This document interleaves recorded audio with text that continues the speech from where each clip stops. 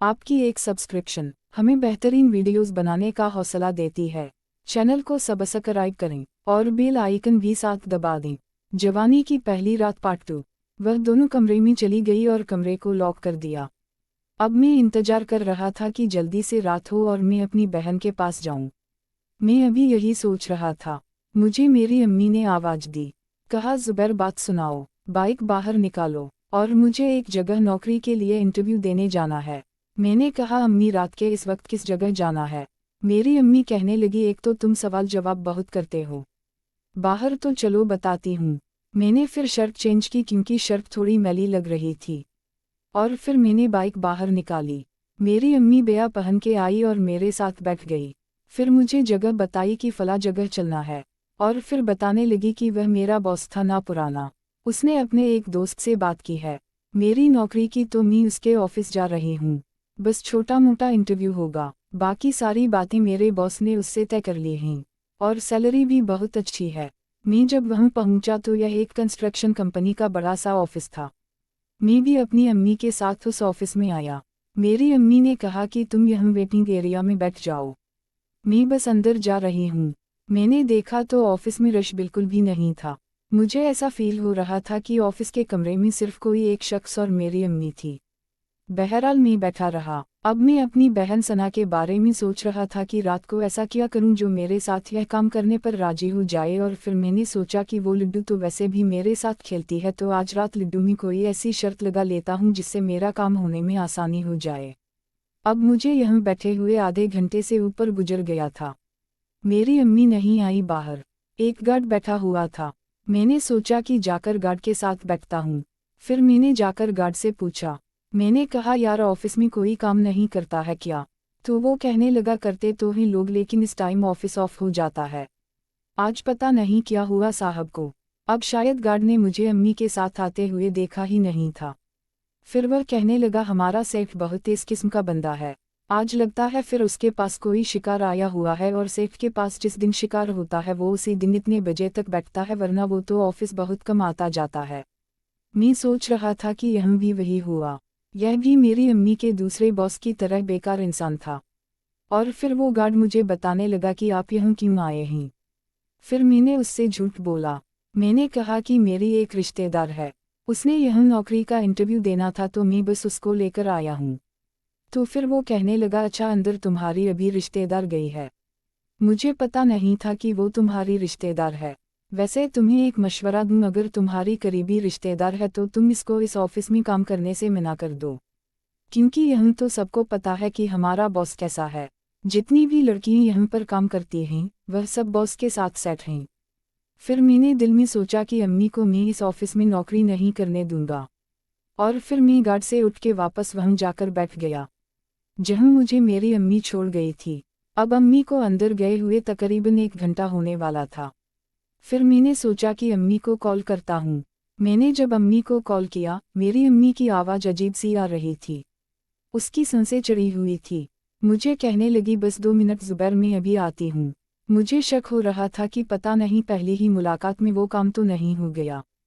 फिर मेरी अम्मी ने फ़ोन बंद कर दिया और 10 मिनट बाद वो ऑफिस से बाहर निकलती हुई नजर आई और अपना हुलिया सेट करती हुई आ रही थी। मुझे ऐसा लग रहा था कि जैसे अभी किसी ने मेरी अम्मी का हुलिया खराब किया हो, और फिर आते ही मुझे कहने लगी, मुबारक हो जुबैर, मुझे नौकरी मिल चुकी है, और तुम्हें पता है मेरी सैलरी कितनी है? 1 लाख से भी ऊपर होगी। लेकिन मेरे चेहरे पे कोई रिएक्शन नहीं था। मैं चुपचाप सर नीचे झुकाए गार्ड के सामने से गुजरा और फिर मैंने पार्किंग से बाइक बाहर निकाली और फिर मैं बाइक चला के रास्ते में आ रहा था। फिर मैंने अम्मी को बताया जो उस गार्ड ने मुझे बताया था। मैं अब अपनी अम्मी को डायरेक्ट यह तो नहीं बोल सकता था कि आप अभी भी यह काम करके आ रहे हैं। मुझे शक पूरा हो रहा था कि शायद अभी भी मेरी अम्मी उसको खुश करके ना आ रही हो। फिर मुझे अम्मी कहने लगी, कोई बात नहीं, यहाँ सब ऐसे ही होते हैं, और हमें क्या उसकी जाती लाइफ में वो क्या करता है, हमें तो बस काम से मतलब होना चाहिए। मैं तो काम करने आई हूँ। और फिर मैंने कहा, अम्मी आपने वैसे काम क्या करना है यहाँ पे? मेरी अम्मी कहने लगी, ज़्यादा हैवी काम नहीं है, बस कस्टमर डीलिंग है, क्योंकि यह एक कंस्ट्रक्शन की बहुत बड़ी कंपनी है। यह लोग बॉस बनाते हैं और फिर उनको सेल भी करते हैं, तो जो भी नया कस्टमर आएगा डीलिंग मुझे ही करनी होगी।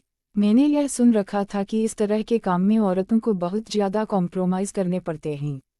मैंने कहा अम्मी यह तो काम ठीक नहीं है, आप यह जॉब ना करें, आप घर बैठ जाएं। मैं कोई अच्छी सी नौकरी ढूंढता हूँ, मैं अपनी सारी सैलरी आपके हाथ में रखूँगा। मैं यह नहीं चाहता कि मेरी अम्मी यह काम करें। शायद मेरी अम्मी का यह काम करना किसी मजबूरी की वजह से नहीं बल्कि अपने शौक की वजह से कर रही थी।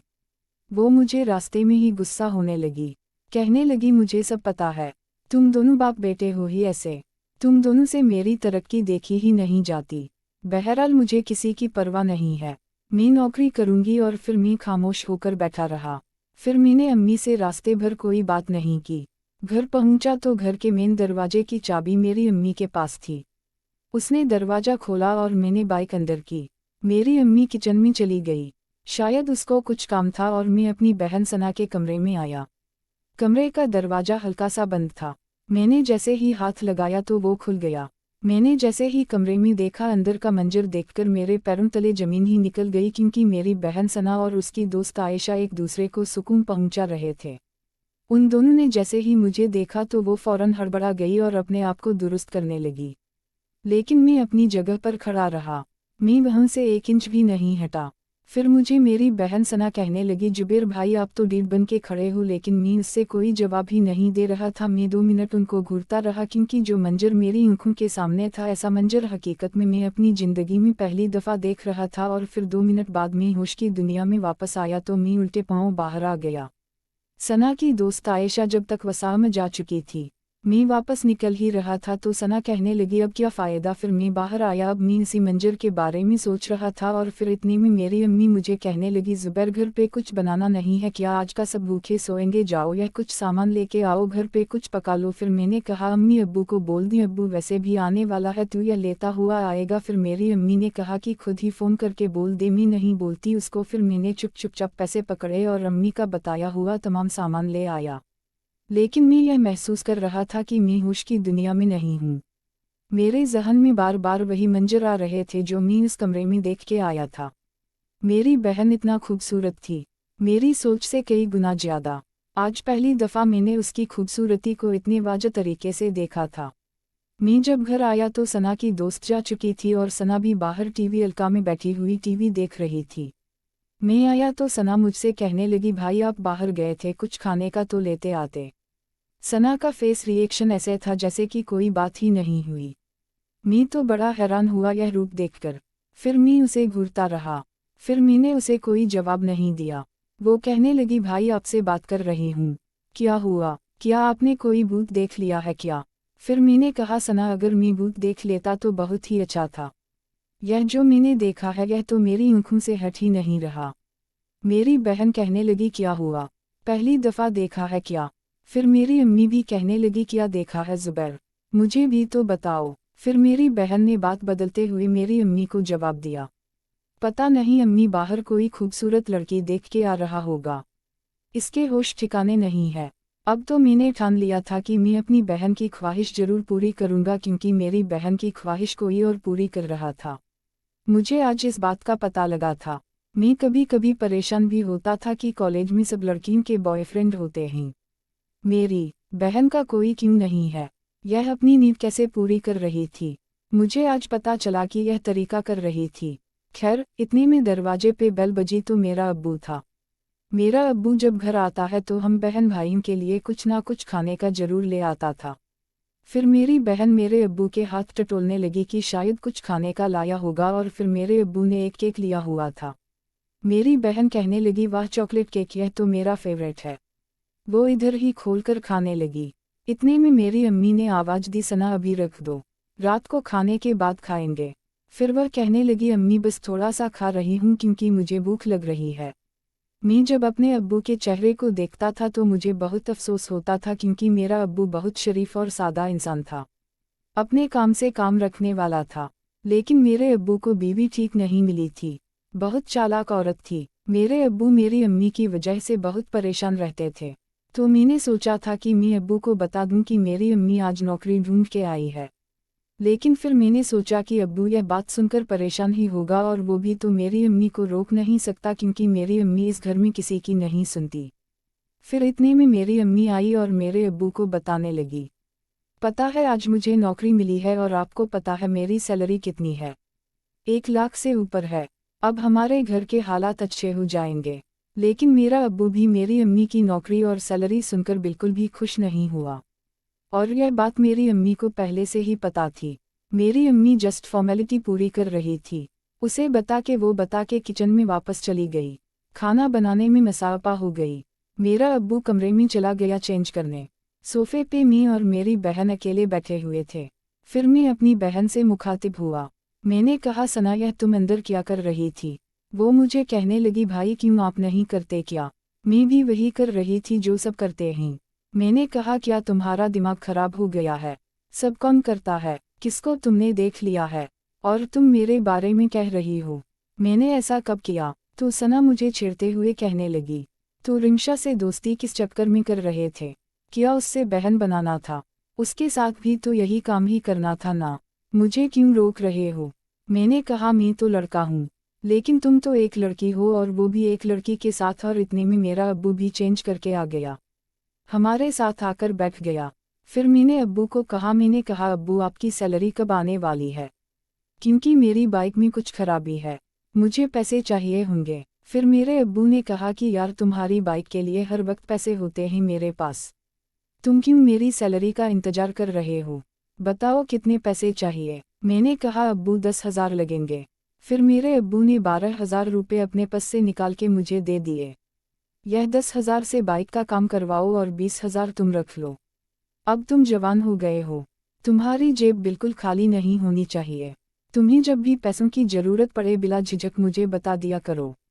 और फिर मेरी बहन भी मेरे अब्बू के साथ ऐसे ही खेलने लगी। कहने लगी, अब्बू मुझे भी तो चाहिए होते हैं पैसे, मैं भी तो बड़ी हो गई हूँ। फिर मेरे अब्बू ने उसके सर पर हाथ रखा। फिर कहने लगा, मेरी बेटी बताओ तुम्हें कितने पैसे चाहिए? वो कहने लगी, अब्बू मुझे कुछ किताबें भी लेनी है तो मुझे आप 5,000 रुपये दे दी। फिर मेरे अब्बू ने पस चेक किया तो उनके पस में सिर्फ 5,000 रुपये ही पड़े हुए थे। वो भी निकाल के मेरी बहन को दे दिए। अब मेरे अब्बू का पस खाली था, जिसे देख के मुझे बहुत अफसोस हो रहा था। फिर मैंने कहा, अब्बू यह आप पैसे रख लें, कल मुझे दे देना, आपका पस खाली हो गया है, यह अच्छा नहीं होता। फिर मेरा अब्बू मुझे कहने लगा, वाह जुबैर तू तो बड़ा हो गया है यार, इतनी बड़ी बड़ी बातें करने लगा है। मैंने कहा, हाँ अब्बू मैं बहुत बड़ा हो गया हूँ, मैं आपके बारे में बहुत सोचता हूँ लेकिन मैं कुछ कर नहीं सकता। जिंदगी ने अगर मुझे हिम्मत दी तो मैं ज़रूर आपके लिए कुछ करूँगा। और फिर मेरे अब्बू ने मुझे गले से लगाया, माथे पर प्यार किया और मुझे आज पता लगा कि यह काम तो मेरी अम्मी का था। लेकिन मेरी अम्मी ने हमसे कभी प्यार नहीं किया। मेरी अम्मी ने सिर्फ अपनी काबिसटा से मोहब्बत की थी और उसका बदला मेरी अम्मी को चुकाना ही था। लेकिन मेरे अब्बू ने वह पैसे नहीं लिए। मुझे कहा कि तुम रख लो, मैं सुबह ऑफिस जाते हुए एटीएम से निकाल लूँगा। इसी तरह फिर हम बातें करते रहे। अम्मी खाना ले आई, हम सब ने खाना खाया और रात के दिन के 12:30 बजे भी बज गए। सब लोग अपने अपने कमरों में जाने लगे। मैंने अपनी बहन सना को कहा, मैंने कहा सना आज मेरे पास पैसे भी हैं और तुम्हारे पास भी हैं, चलो हम लेटो पर शर्त लगाते हैं। अब मैं वही सोच रहा था कि मैं यह शर्त जीत के अपनी वो वाली ख्वाहिश पूरी करूँगा। मेरी अम्मी और अब्बू सोने चले गए। मेरी बहन और मैं कमरे में बैठ के लड्डू खेल रहे थे। दोस्तों इस कहानी की अगली किस्त देखने के लिए इस चैनल को सब्सक्राइब कर लीजिए। शुक्रिया।